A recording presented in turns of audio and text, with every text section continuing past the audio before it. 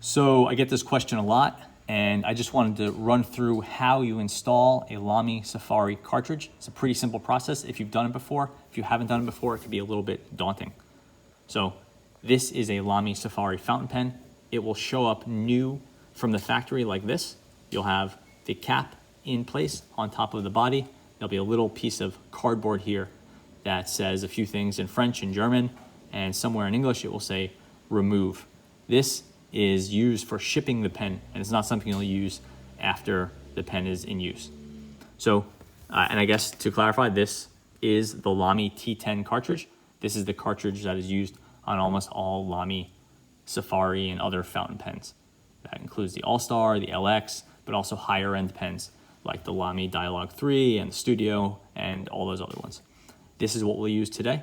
There's another mechanism called a Lamy converter or a fountain pen converter. That's when you turn a little bit up here and it sucks ink in. The cartridge is an alternative to a converter, and we'll be using the cartridge.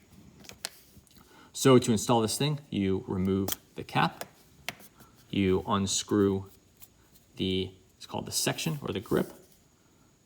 You put this aside,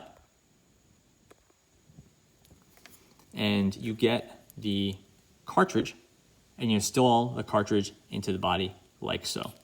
The skinny part of the cartridge goes inside. The fat part with the color on it goes into the nib section. You'll know it's the fat part because it has a color indicator. It's shorter and it's wider than the top piece. The top piece has a really distinctive shoulder right here, which is unique to Lamy, and it serves a purpose, which we'll get into in a second.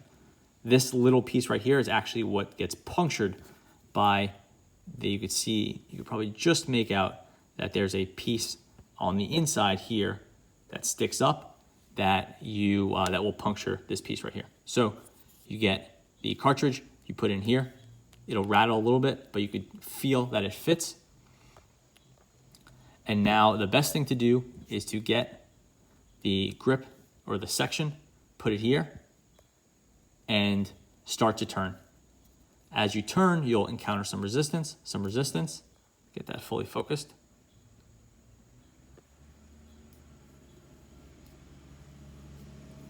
And then right about here, a little bit under a 1/4 inch, maybe 1/3 of an inch, maybe 2-3 millimeters, it'll give a little bit, but you can keep screwing and turn it.